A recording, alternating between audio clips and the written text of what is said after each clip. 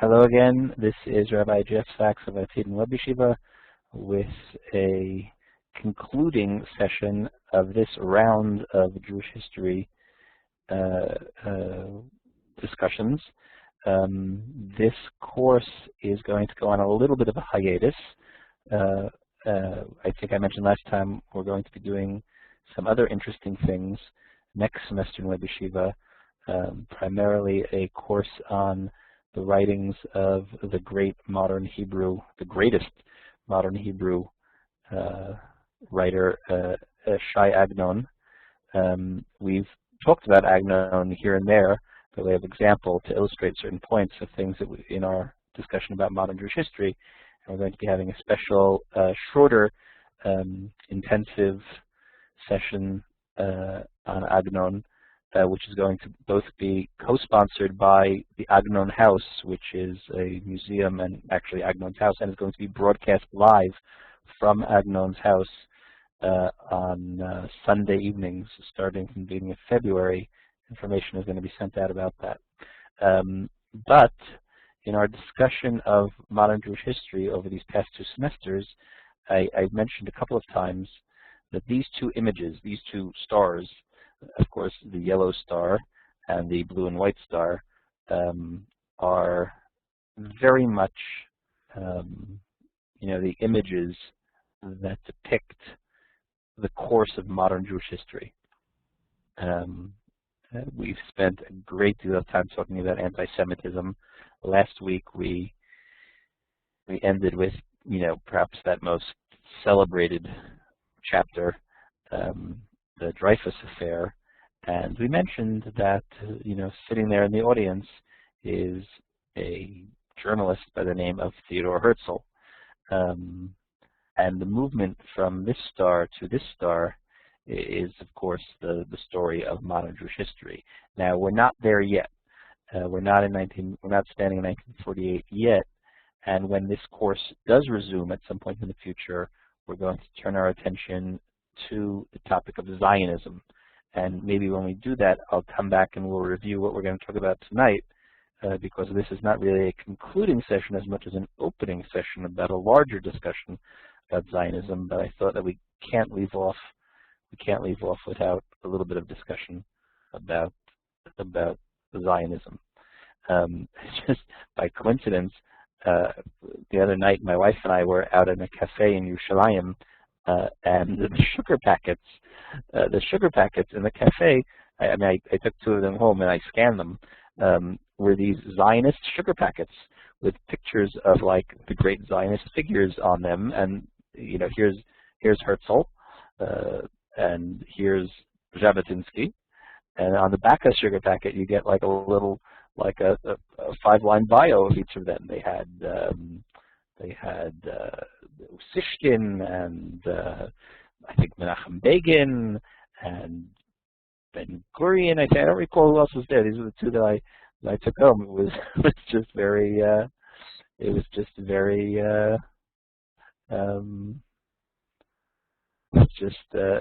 very interesting to get this Zionist sugar. So here he is, Benjamin Zev Herzl, on a sugar packet.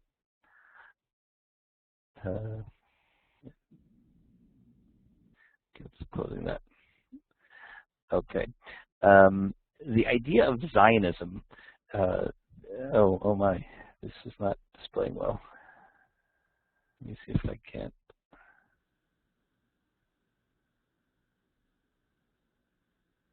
No. I'm sorry. There seems to be something wrong with the. I always try to test out the page before I display it. Hold on, let me just grab a chumash because this is not working. The question of what's modern about Zionism is of course an interesting question. There's on one hand, there's nothing at all modern about Zionism. Zionism is the bread and butter of the Jewish experience.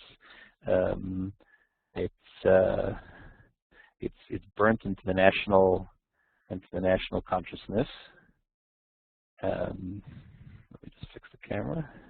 It's burnt into the national consciousness. If you pray, which Jews, of course, had been doing for centuries, for millennia, from the destruction of the Beit HaMikdash until Herzl and beyond, the davening, the rituals, the customs, Tisha B'Av, Lashana Haba B'Yerushalayim at the end of the Pesach Seder, the idea of Sion, of Eretz Yisrael, and our desire to return to it is very much at the forefront of our consciousness, our individual consciousness, our collective consciousness, our national consciousness. Why does Zionism only surface as a political movement in the late 19th century? That's an interesting question. But the idea of Zion is as ancient as Alan. What do you give? Oh, you're just sending a link to. So Alan just posted a link to the psukim that are not displaying properly on the screen. You can look along. V'haya ki yavo alecha kol hadvarim ha'ele habracha v'haklala asher natati lefanecha v'hashevot ha'ele v'avcha b'chol hagoyim asher hidacha Hashem Elokecha shama v'shafta Hashem Elokecha v'shamata b'kolo kechol asher anochi mitzvcha hayom ata uvanecha b'chol v'avcha b'chol nafshecha. When you return to Hashem, when you do tshuva, and you listen to Hashem's voice, V'shav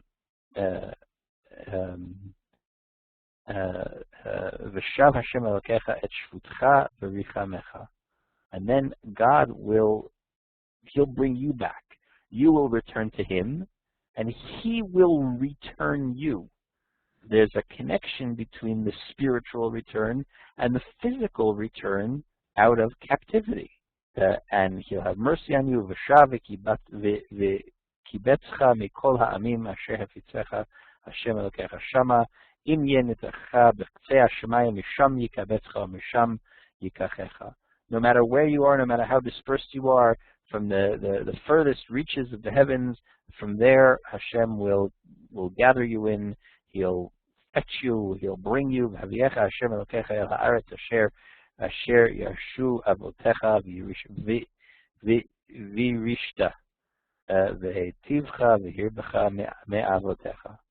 And He'll bring you back to the land which your forefathers, Abraham, Yitzchak, Yaakov, etc., the land of the patriarchs, the land of the forefathers, and you will possess it.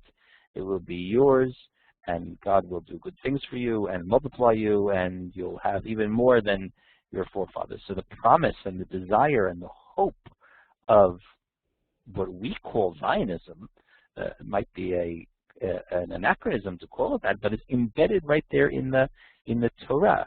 The term Zionism, is from the Shorish Sion. Sion is it's first used. The very first usage of Sion is here in Shmuel Bet, Perek Hey, when it's talking about David HaMelech, King David. Initially, the capital was in Hebron. Thank you, Alan, for posting the link. Initially, it was in Hebron. Hold on a second. It's up there. It's Shmuel Bet, chapter 5, Perek Hey, Pasuk Hey, Vav Zion. Here you go. He was the king in Hebron for 7.5 years. And then when he moved the capital to Yerushalayim, he reigned in Yerushalayim for 33 years. V'yelech hamelech v'anashav Yerushalayim. He goes to Yerushalayim. El haYevusi, the Jebusites were the Canaanite tribe that dwelled in what we today call Yerushalayim. Vayomer leDavid lemor lo tavo hena ki im Hesircha ha'ivrim v'hapischim lemor lo yavo David hena. They say to King David, don't come here. That you shouldn't come. You shouldn't try to come to Yerushalayim. But nevertheless, v'yukod David et mitzudat Zion, he ir David. But nevertheless, Hamelech David goes and he takes the stronghold of Zion, and that is Ir David. That is the city. That is the city of David. Archaeologists describe exactly where Ir David was. It's probably, there to the southeast of the old city. That's Ir David. But this is the first reference to Zion. Zion being a nickname for Yerushalayim, and then by extension later on to all of Eretz Yisrael. Zion from the same shoresh as Mitsuyan, distinct, spectacular. That's what Zionism is. Zion then becomes a nickname later in Navi, Yeshayahu, certainly throughout Tehillim, becomes a nickname, a poetic name for Eretz Yisrael. So this question of why Zionism only arrives as a political movement, as a national movement,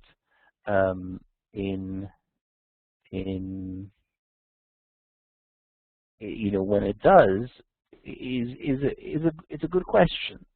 One reason is obviously altogether the rise of nationalism throughout Europe, which predates anti-Semitism. The notion of looking around and you see that there's self-liberation for Italy, Germany, for the Balkan states, these are all results of the rise of modern European nationalism.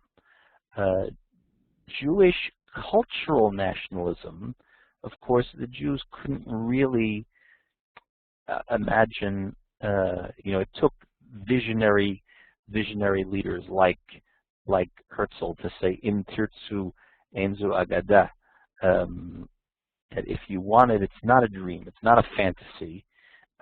But the average people could not really envision Jewish nationalism bringing the Jewish diaspora to political autonomy in its own state, either in what was then called Palestine or anywhere else. But there was a type of Jewish cultural nationalism where a return to Jewish culture, particularly with the revival, or the quote-unquote revival, of Hebrew as the national language. There was a fascinating article in the Haaretz newspaper on Friday. I'm not sure if it was available. I'll post the link. I'll post a link to the Hebrew version of the article. Sometimes on the English website they translated. I'm not sure if it was translated, but there was a fascinating article about I just posted it to the link, about the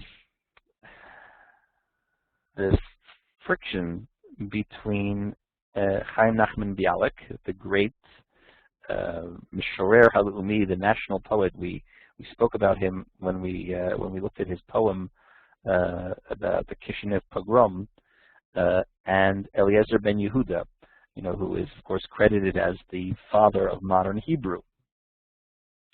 Eliezer ben Yehuda was a philologist. He was a studier of words and language, and he had this notion to revive Hebrew, which of course he did. If you don't know about Eliezer ben Yehuda, so Google him and you'll find plenty of information. Bialik who was a tad younger than Ben Yehuda and outlived him, Bialik, well, resented this for all types of reasons. One was this notion that the Hebrew language was dead and needed to be revived. The Hebrew language was never dead. I mean, it was never completely dead.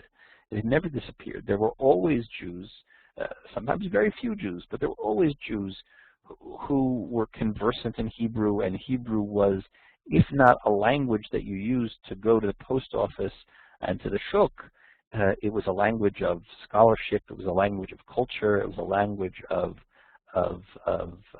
writing, it was a language of poetry.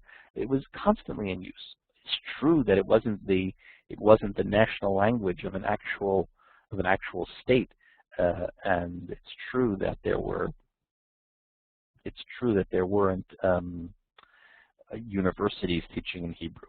That was the great innovation. Why is the Hebrew University called the Hebrew University? The first university here in Israel, established before the state of Israel, of course, it's called the Hebrew University. Like, what? Isn't that a strange name when you think about it? Like, in France, they don't call it the French University, and in Poland, they don't call it the Polish University. I don't think. There might be something called the University of Poland. Is Joel with us? I mean, Joel, you can correct me if I'm wrong, but you don't have something called the English University. You might have the University of, even in America, there's something called, the American University. But why is it called the Hebrew University? Is it the language of instruction is the most important thing? Yes, it's true. You'll see, they don't have something called the Polish University. Why is it called the Hebrew? It's not even called the Jewish University, which might have made a certain amount of sense. It's called the Hebrew University because there was a debate about whether or not you could have a university where the language of instruction would be Hebrew. Because even though Bialik was correct that Hebrew was never technically dead, it might have just been, on the ropes. But there were entire realms of vocabulary which just hadn't been developed because Hebrew was never marshaled and never used for conversing about chemistry, about physics, about an array of particularly the sciences, but even things in the humanities. There just wasn't a vocabulary. And the people that were behind that enterprise thought that, well, we'll make it work. That's the reviving of the Hebrew language. And we can have a language where we're going to study in Hebrew. I mean, there were people that thought we'd have a university here, and obviously the language of instruction would have to be German. I mean, it's funny for us to think of that now. But the German was the learned language. It was the language of instruction, and not Hebrew.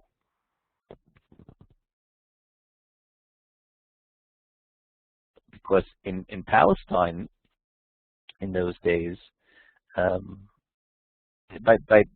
our discussion of Zionism, you'll understand when I refer to Palestine, I mean this land in which I am now sitting, and some of you are sitting as well, by the name it was known prior to 1948. I'm not trying to make some political statement about current events. And the notion that we could revive the Hebrew language, that was the work of Eliezer ben Yehuda. Now, it's not true that ben Yehuda was alone. There were other figures, important figures, involved in the work of reviving Hebrew. But history likes heroes, and we like to be able to point to that one person who did the heavy lifting and who did the work of making the language come back alive or take on new life or broader life. This article that I posted to you in the link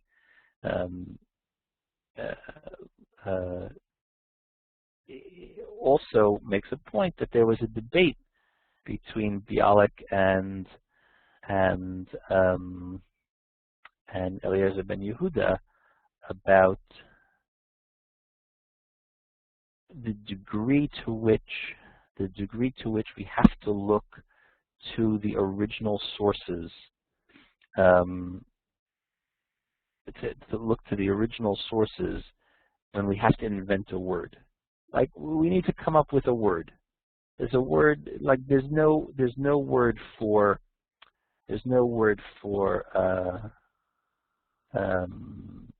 airplane in Hebrew. So we need to invent a word. So where are we going to go to find that word? So Bialik thought you had to first look to the Tanakh. And if, when you're done scouring all of Tanakh, you can't find some kind of parallel root or a word that can be borrowed to apply to the modern setting, so then you go to the Mishnah. If you can't find it in the Mishnah, so then you would look maybe to the Gemara. You might prefer the Yerushalmi to the Bavli. And then, even when you look to the Bavli, when you look in the Gemara, so the Bavli has Hebrew in it, and it has Aramaic in it, and it has bunches of other languages. So you should, of course, prefer something with an original Hebrew. Eliezer ben Yehuda was a little less committed to this kind of triage of sources, and he was more open to taking different words. So this is one of the points that's made by this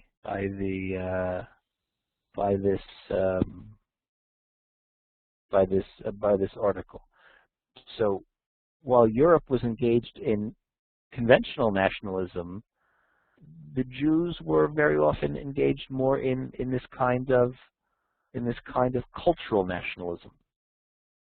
And that was partially fueled by the Haskalah, which we spoke about previously. The interest in the study of Hebrew as a language, and philology and dikduk, and these were all things that were particularly interesting to the Maskilim, and because of this, the Orthodox or the ultra-Orthodox were very suspicious. The partnership between the Haskalah and Jewish cultural revival and Zionism were all types of things that made it very, at best, suspect to the religious community.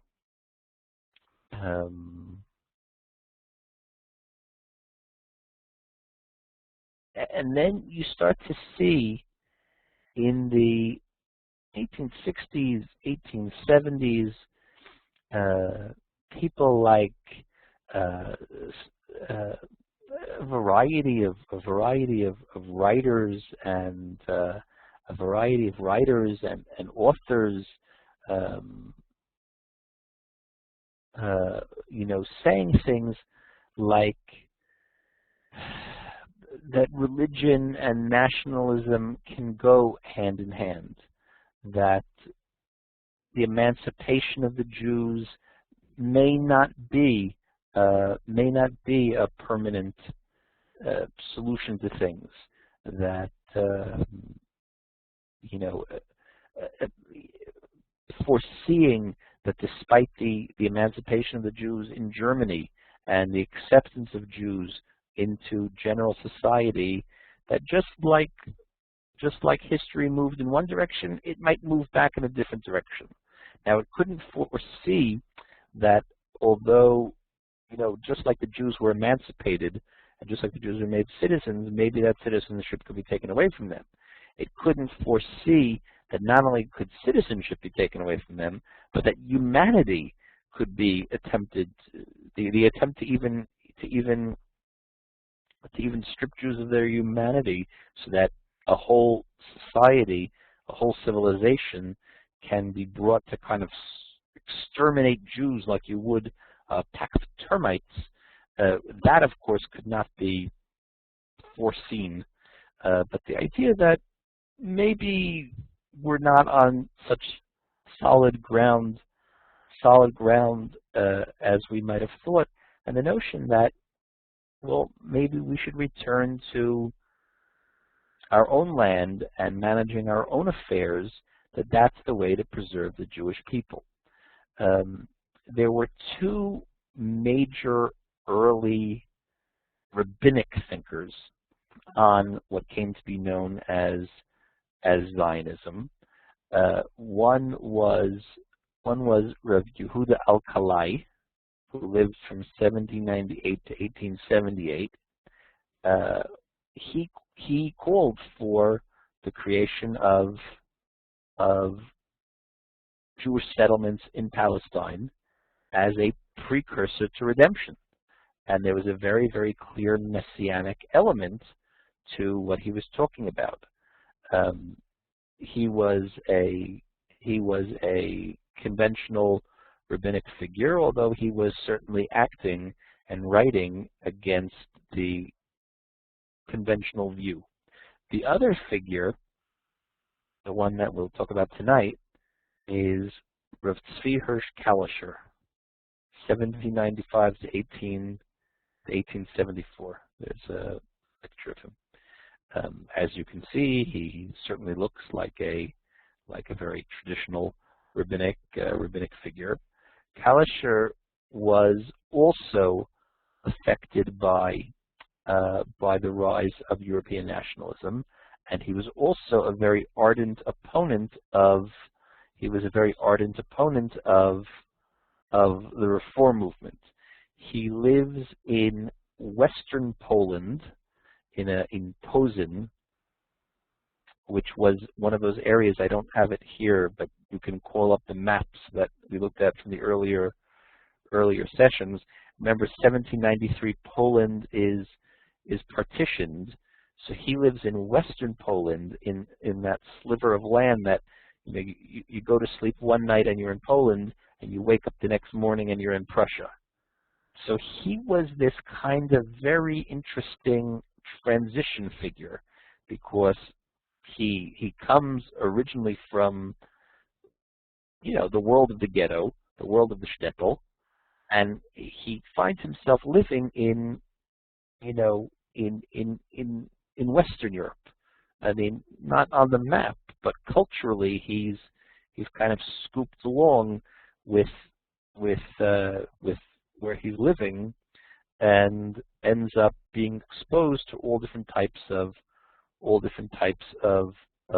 ideas and trends and notions that affect his thinking. Among the reasons that he's opposed to the Reform movement, at least according to his writing, is the Reform's very serious de-emphasis on messianism, on the person of the Messiah, that there'll be not just that messianism isn't merely some kind of utopian vision, but that there will actually be the person of a Messiah, the person of a Redeemer, and the de-emphasis on Eretz Yisrael. Remember, some of those answers to Napoleon from the committee, and then later from the Sanhedrin, saying that no, we are fully committed to our host nation, and we're part and parcel of it, and because of that, there has to be the emphasis of the Jews' connection to Eretz Yisrael, because that itself raises all types of questions of loyalty to France or Germany or wherever it is that the Jew happens to be living.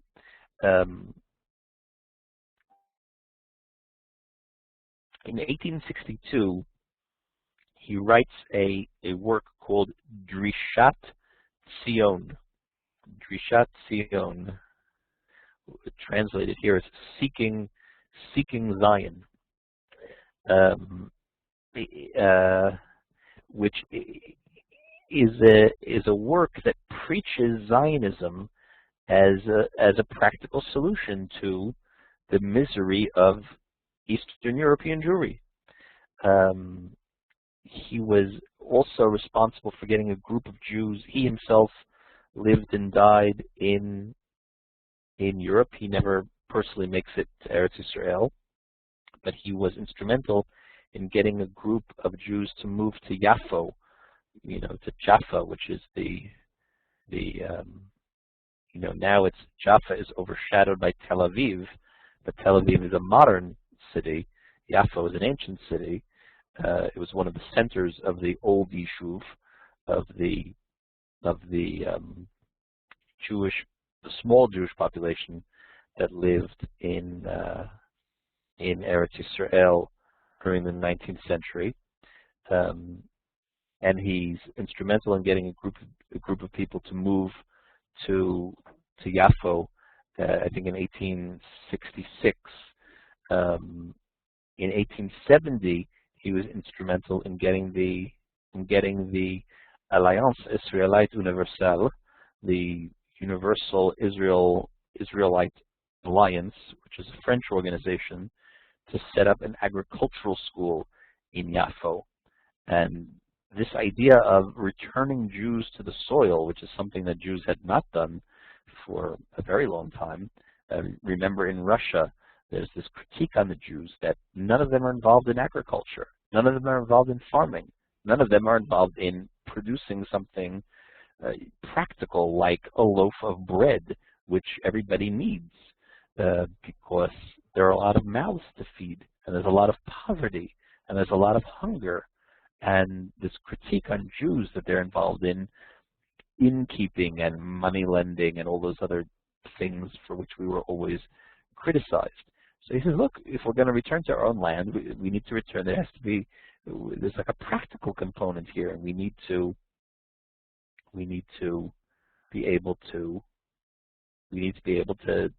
manage our own affairs, and that starts first and foremost with being able to work the land. It was a kind of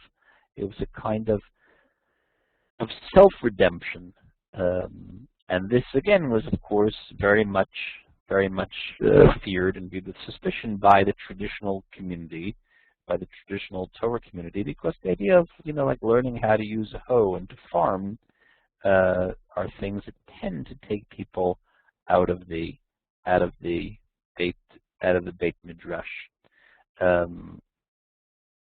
Before we just spend a few minutes looking at a little section from this work of Al-Khalai, I'll just mention this is taken from, until now I've used a lot of sources from the anthology called The Jew in the Modern World, edited by Mendes Floor and Reinhardt's. But this book by Arthur Hertzberg, The Zionist Idea. I have the old edition that looks like this, which is definitely more charming than the new edition. But you can get, it's the same thing. You can get the new edition online from Amazon. I saw it selling very cheaply if you buy it used from Amazon. It's an anthology of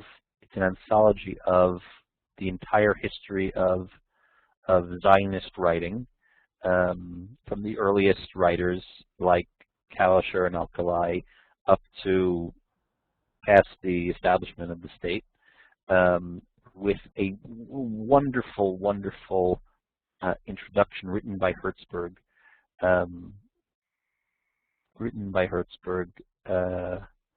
The introduction itself, I think, is about it's about a 100-page essay, and if you want to read like one very thorough overview of the history of Zionism, that would be a very good place to start his lengthy introductory essay to this book. So this book, The Zionist Idea, edited by Arthur Hertzberg, is a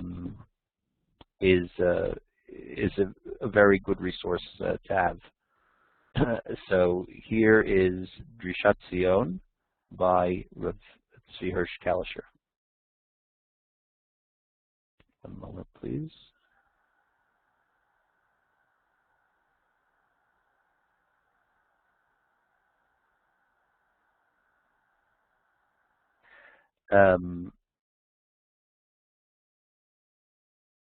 Here we go. He writes, the redemption of Israel. This is a selection. It's a larger work. The redemption of Israel. Now again, just to clarify, he's writing this in 1862. In 1862, there were about 25,000 Jews in Palestine. A very, very, very small percentage. These Jews were a small indigenous population. There were Jews. Ad hayom hazeh, there are Jews who are neither Sephardim nor Ashkenazim. They are B'nai Eretz Yisrael. They are descendants of Jews who never left. In other words, after Churban Abayit, after the temple was destroyed in 70 after 0 in 70 CE, so Jews went to Bavel, to Babylonia, which became the center of Jewish life, but Jews also went other places. And after Bavel fell apart at the end of the first millennia, and Jews, the center of gravity moved to Europe, there were Jews that went to Spain. Jews from Spain, of course, ended up not staying past 1492. There were Jews that went into the Rhineland. There were Jews later who got to Poland. Remember that legend that Agnon told us about how the Jews got to Poland and what they found there. They found the Sechtot, the volumes of the Shas, of the Talmud, written on every tree in Poland. And they got there, and a voice comes out from heaven and says, you know, the Jews are wandering around place to place, and says, Lin, reside here. That's a folklore. That's not, you know, of course. But Jews went every place. So we all started off from something, and we all ended up going different places. And my great grandparents ended up in Galicia or in Russia. Other people went to Poland. Other people were in Spain. Other people were in Morocco. Other people, but you know, there were Jews that never left. Now, it was a very small community of Jews. It was a very, very small community of Jews. They were largely centered not in Yerushalayim, but there are Jews that are descendants of people that always remained in Eretz Yisrael. They're not Polish Jews, and they're not Moroccan Jews, and they're Jews. They've always been here. That was a small percentage. There were Sfaradim who had come largely following the expulsion from Spain, and then the subsequent generations that made their ways back to Eretz Yisrael. Of course, there were also Edot HaMizrach, what we think of as Sfaradim, but not Jews that came from Spain, Jews that came from Syria and Iraq, what we today call Iraq. That's an anachronism. Persian Jews, etc., that were here. And then there was a community of Ashkenazim who were called the Prushim, not to be confused with the Pharisees of the ancient period. The Prushim were Ashkenazic Jews who were students of the Vilna Gaon. The Vilna Gaon in the 18th century, the end of the 18th century, wanted to come on Aliyah. He didn't make it for mysterious reasons. But 3 groups of his students and their followers, starting in 1808, about 500 families, largely Eastern European, Lithuanian Jews, about 500 families make their way and form the Garin, the kernel of Ashkenazic settlement in Eretz Yisrael. It's because of this that what's known as the Yishuv HaYashan, the old settlement, prior to the advent of Aliyah as a product of Zionism, which only starts in the 1880s.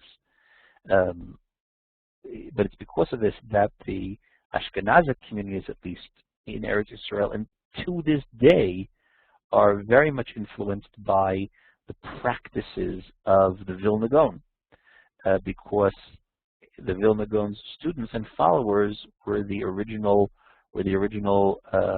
settlers of the Ashkenazic communities. You know, when you come to Eretz Yisrael, there are different minhagim, particularly, let's say, about davening, that we do here that might be different than shuls in America. Like we say Ein Kelokenu every morning after davening. We do not say the bracha, the third bracha in Mariv before Kriyat Shema, Baruch Hashem Le'olam Amen V'Amen. In Chutz La'aretz that is recited. These are all practices of the Vilna Gaon, what's called sometimes called the Minhag Yerushalayim, or the Minhag HaGra, or the Minhag HaPrushim, and these are slight differences in the practice based upon the practices of the Vilna Gaon. But in Eretz Yisrael in the 1860s, 1870s, there are altogether, all the different Jewish communities, very few Jews in Eretz Yisrael, maybe 25,000 Jews plus minus. This is an estimate, we don't know for sure. And they're centered in what are called the four holy cities of Jerusalem, Tzvat, Tiberia, and Hebron. Those are the centers of Jewish settlement prior to 1881. In 1881, a wave of immigrants fueled by the anti-Semitism that's taking place in Eastern Europe, starting around that time, and that's known as the first Aliyah. We have different names for the different waves of Aliyah, but the first Aliyah begins in 1881, and that's already the arrival of people motivated by modern political Zionism. So that's the background on which Rav Kalisher is writing in 1862. And he says, the redemption of Israel, for which we long, is not to be imagined as a sudden miracle. He's taking on 2,000 years, 1,800 years of popular imagination and folklore. He says redemption, it's not a sudden miracle. You know, sitting in the exile all those centuries, we always imagine, Hashem can send, like redemption will come in a flash of lightning, and that was always something that kept the hope alive. So he says it doesn't have to be that way. The Almighty will not suddenly descend from on high and command his people to go forth. He'll not send the Messiah from heaven in a twinkling of an eye to sound the great trumpet, the shofar gadol, for the scattered of Israel and gather them into Jerusalem. He'll not surround the holy city with a wall of fire or cause the holy temple to descend from the heavens. These are all ideas that appear in the Agadah, in the Talmud. So it doesn't have to be that way. The bliss and the miracles that were promised by his servants, the prophets, will certainly come to pass. Everything will be fulfilled. But we will not run in terror and flight, for the redemption of Israel will come by slow degrees, and the ray of deliverance will shine forth gradually. My dear reader, cast aside the conventional view that the Messiah will suddenly sound a blast on the great trumpet and cause all the inhabitants of the earth to tremble.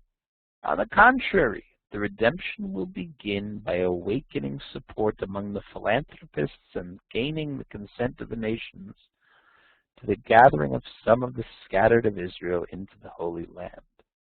But we talk about as the Atchalta de Geula, the beginning of redemption.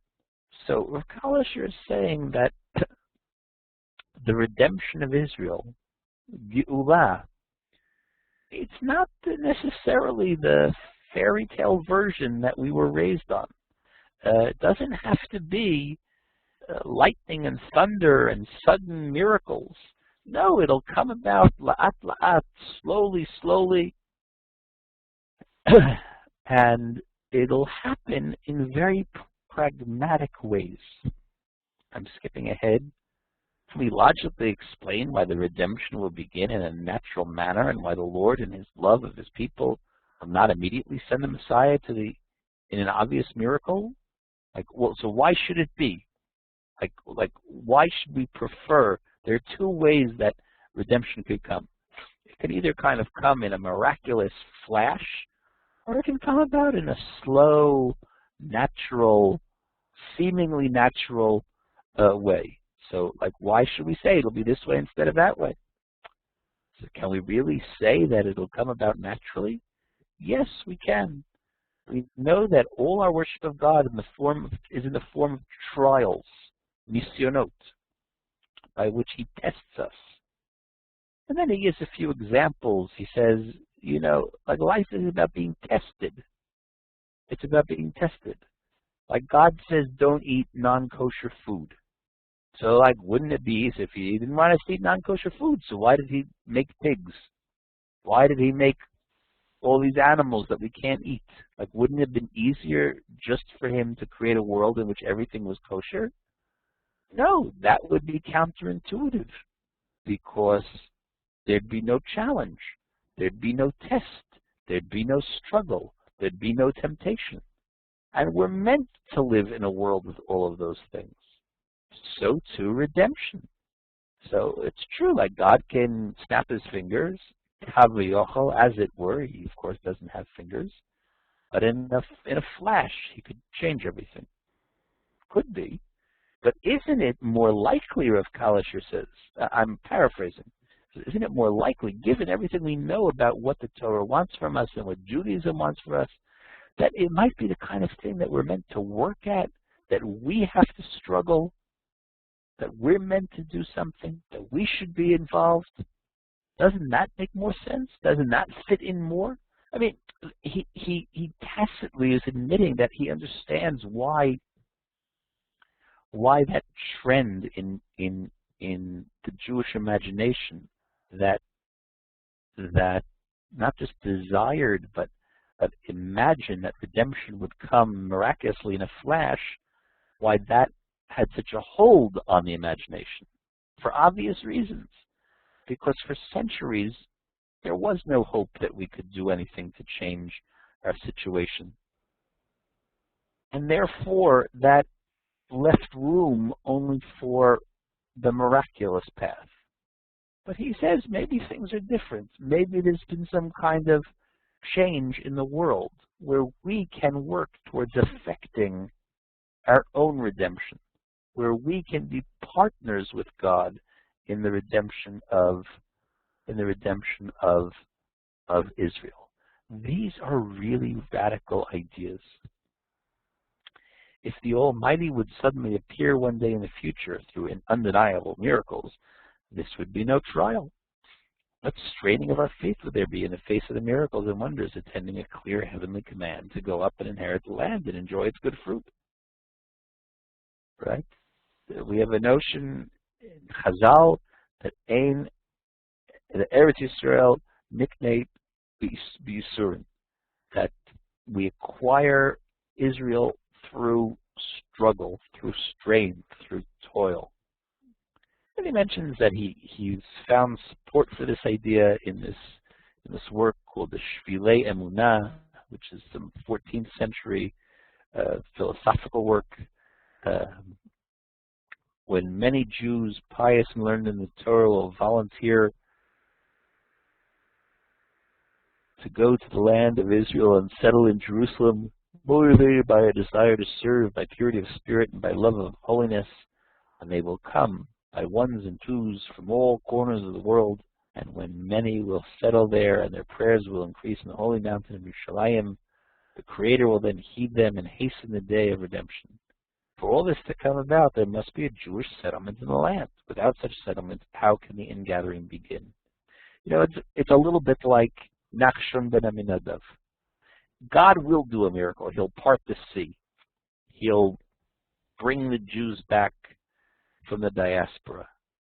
But first, somebody has to jump in. You know, it's like that old joke about, you know, the guy lost at sea. No, the flood is a flood. You know the joke? I mean, if I just tell the punchline, will everyone know it? The punchline is, you know, I sent, you know, God says I sent 3 lifeboats and a helicopter. Bum. You know the joke? If you don't know the joke, tell me and I'll have to tell the whole thing.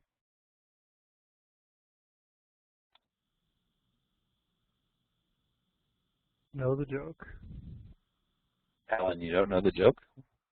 No, we do know it. Okay, so you know it. So you know what I mean. You know what I mean. So that's a little bit what Rav Kalisher is saying. Oh, Howard, you don't know it? There's a flood. A man goes to the roof of his house while the waters rise, and his neighbor floats by in a lifeboat and says, "Get in," and he says, "No, I have faith in God." You can tell the joke long or short. So the waters rise, it's up to his neck. There's a helicopter comes, throws down a rope and says, "Climb up, we'll save you." And he says, "No, I have faith in God." So then the water rises further and he drowns and he dies and he goes to Shamayim. And God says, "What did you do? What are you, a moron?" And the guy says, "I had faith in you." And God says, "I sent you a lifeboat and a helicopter." So a little bit, Rav Kalisher is saying, we have to be partners in our own redemption. You can't sit around as the waters rise and expect that you know, that God will do it all. He wants us to be partners. He wants us to be involved, and he looks at the Jewish tradition, and he says, "Seems to me that's what religion is all about. That's what religion is all about. We're meant to be engaged in history and in what's happening around us, and that requires us to do something. And if we do our part, no doubt Hashem will do His part." And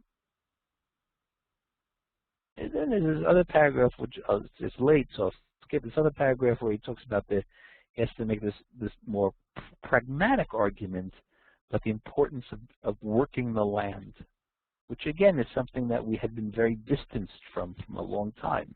And the idea to make an argument that we should work the land is an important one to make. There were later, not at this point, but in later decades, there was the whole Hachshara movement in Europe to train people to become farmers.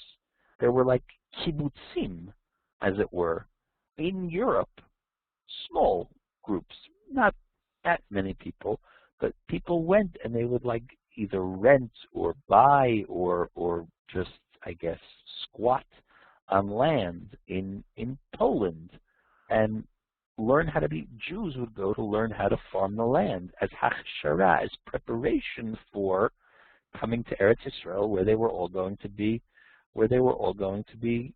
farmers. There's actually, if we were talking about Agnon has a book called Oreach Natalalun. In English, it's translated as A Guest for the Night, and it's a story based on certain autobiographical elements of the narrator, the guest, which, you know, let's say for the sake of argument is Agnon himself, who after having gone on Aliyah in the beginning of the 20th century, goes back for a visit to his Galician town in the early 1930s, and among the things that he does while visiting the town is to encounter this group of young idealistic Zionists who've set up this agricultural commune to prepare themselves for eventually coming to Eretz Yisrael, where they will be working the land. But at the same time, in perhaps Agnon's greatest work, in Tmol Shel Shom, which I think is translated as Only Yesterday or Just Yesterday, his long 600-page novel of the second Aliyah, tells the tale of a different character, not an autobiographical character, a very tragic character who comes on Aliyah as an idealist in the beginning of the 20th century, assuming he's going to come and work the land, although he really doesn't have any idea of what that means, since he's never done any kind of manual labor in his whole life, having led the life of a kind of traditional Eastern European Jew, and he assumes he's going to come, he's going to work the land, and he finds that he can't do it. He's both unsuited to it, but also there was the problem that we still suffer from today, that Arab labor was always cheaper, and the economy is still a factor, and ideology alone doesn't run things. And that's, of course, something that we still work with. I'm just looking at Brian. Okay, it's a good joke. You got to be in it to win it. I suppose that could be the title of our session tonight. The old lotto motto: you got to be in it to win it, or all it takes is $1 and a dream, or something like that. To come on Aliyah, it takes more than $1 and a dream. It takes a dream. Im tirtzu ein zu agada. It takes more than $1, but it's true that we have to do our part. That idea is, perhaps, if I can leave you with one idea, that idea is the most remarkable of all.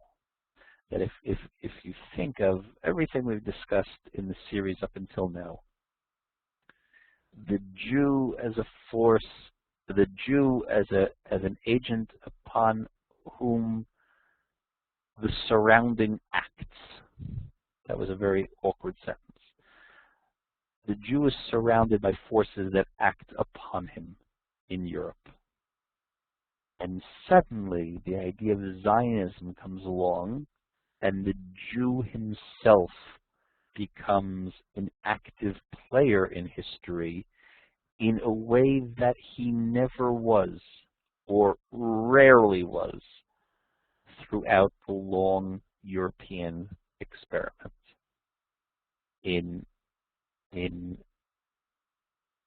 Here we go. Just to go back to our images here. This is the star of a Jew who is acted upon in the most horrific, nightmarish, unimaginable way. This is a different story. This is the symbol of a Jewish society that says that we can be actors, we can be players, we can determine our course, we can take our fate into our own hands, not just our own personal fate, our collective fate for not just the Jews in Eretz Israel, but for the entire Jewish world. And that switch is the most remarkable, inspiring phenomena I think in all of, certainly in all of Jewish history, maybe in all of history, that a people, an ancient people, a people that most nations thought should have left the stage of history long ago, that people can make that switch and take their fate into their own hands. And when you have your fate in your own hands, sometimes you do it right and sometimes you do it wrong, and you hope you get it right more often than you get it wrong. God knows we've gotten it wrong plenty of times. But still, we are in control of our own destiny.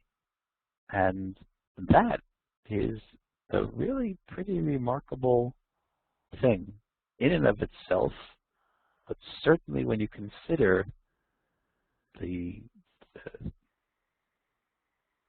250 years from more. We started our discussion at the beginning of the previous semester in 1648, the Gzera Tachvatat. 300 years, from 1648 to 1948. When you think of the scope of those events and how it ended up, it's really just remarkable.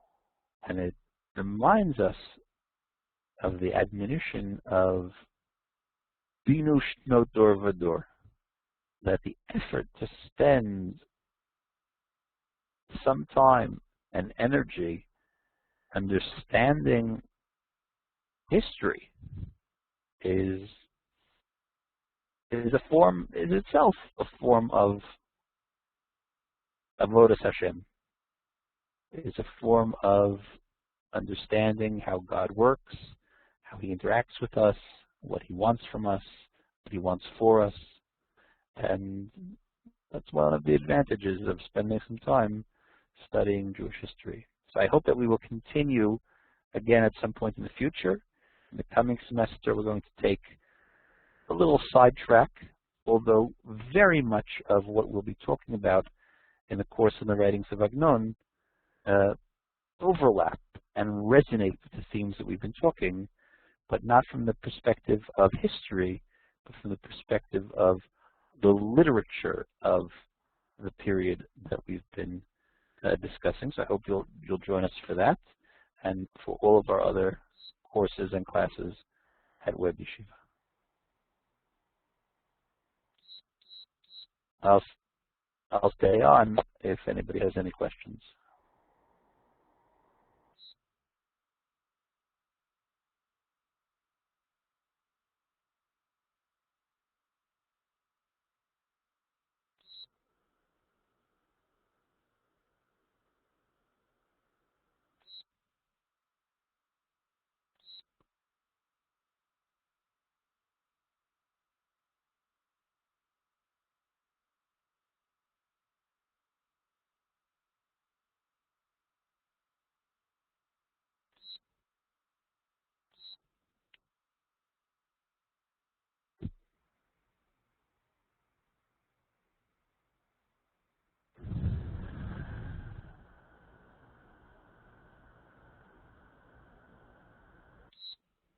Hi, Rafi.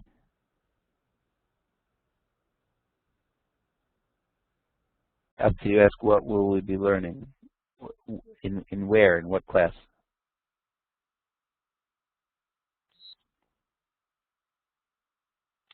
So I just mentioned that next semester, we're not going to have the Jewish history course in the coming semester, the one that's going to start in a couple of weeks.